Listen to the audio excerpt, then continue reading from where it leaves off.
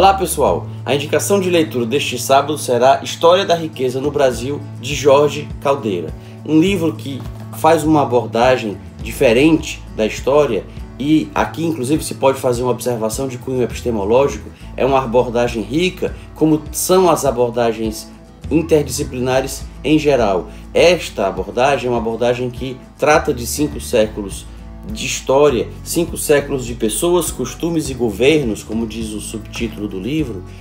não apenas a partir dos registros e dos documentos geralmente consultados e considerados pelos historiadores, mas também por dados econométricos, por dados antropológicos e sociológicos. Então Jorge Caldeira fez uma abordagem que não se limitou, como costumam ser as abordagens que pretendem ser científicas, partindo de uma visão equivocada de ciência. Então Jorge Caldeira não se limitou a essa visão equivocada de ciência como uma ciência que delimita um objeto específico e se centra apenas a ele, tem um método específico que se centra apenas nesse método e que se arvora numa condição de fazer uma abordagem diferente das outras e que não dialoga com essas outras. Essa é uma visão de ciência, a meu ver, com todo respeito, equivocada, e o equívoco dessa visão de ciência é revelado pela riqueza muito maior de abordagens que não a seguem, como foi a de Jorge Caldeira. Então, por haver mesclado não apenas a consulta aos registros históricos, dentro do que geralmente fazem os historiadores, mas por ter também partido de dados econométricos, sociológicos e antropológicos, Jorge Caldeira pôde verificar que o que se contava tradicionalmente sobre a história do Brasil não bate, não converge com tais dados antropológicos, sociológicos e econométricos.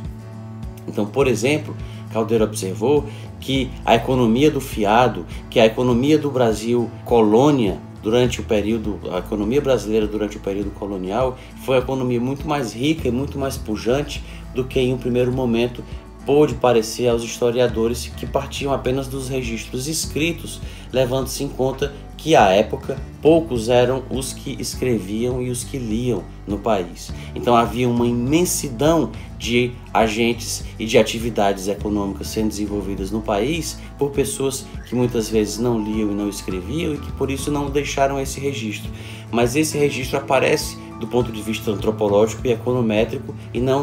embora não nos documentos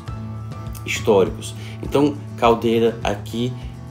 partindo desses dados, revela o quão rica foi a economia brasileira no período colonial e revela a influência, muitas vezes maléfica, do poder público, do governo no desenvolvimento da economia. E ele examina várias políticas públicas e várias posturas do poder público que atrapalharam o crescimento da economia e há alguns momentos em que, apesar do governo ou por conta de uma abstenção dele em certas ações, a economia cresceu. Então, se nós consideramos que a história nos permite aprender com os erros do passado, se a humanidade, se a cultura, as instituições humanas, elas evoluem num lento processo de tentativa e erro, para que nós possamos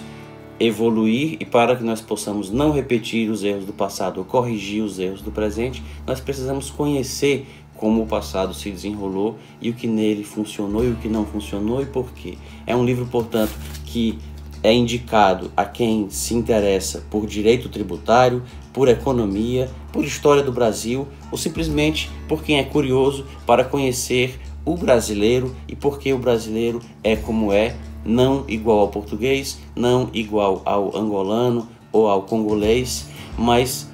particular. E veremos aqui que o brasileiro é muito mais tupi do que pensa. A influência do povo tupi na nossa cultura é muito mais forte do que a história tradicional costuma contar, e isso é revelado inclusive pela economia que à época se desenvolveu. Nos próximos vídeos faremos indicações de outros livros, sempre aos sábados, como neste caso. Agora peço ao interessado, peço a quem nos acompanha nesses vídeos que comente no espaço a tanto reservado no YouTube, não apenas o que deseja ver comentado ou indicado em vídeos futuros, mas caso já tenham lido o que ora se indica, o que pensaram dele. Devo revelar-lhes que Sempre que leio um livro, aprendi isso com o professor Arnaldo Vasconcelos, faço um índice pessoal, anotando nas últimas páginas do livro o que me pareceu interessante, a página e o que me pareceu interessante naquela página, e tanto que por isso não consigo ler um livro se não tiver um objeto riscante à mão, e ao terminar uma leitura, tem um índice pessoal ao final de cada livro do que me chamou a atenção. É sempre comum quando lemos um livro, depois de lermos vários livros, sobretudo, de lembrarmos de uma informação e não lembrarmos onde a vimos. Isso nos permite resgatá-la com mais facilidade, sobretudo se depois passarmos esse índice pessoal para o computador e nele podemos indexar por palavras, depois mandar o computador buscar por palavra e encontramos com mais facilidade o livro em que a informação se acha colocada. Então, sobre este, fiz diversas observações que constam aqui do final. Caso o leitor também tenha as suas a fazer sobre o livro,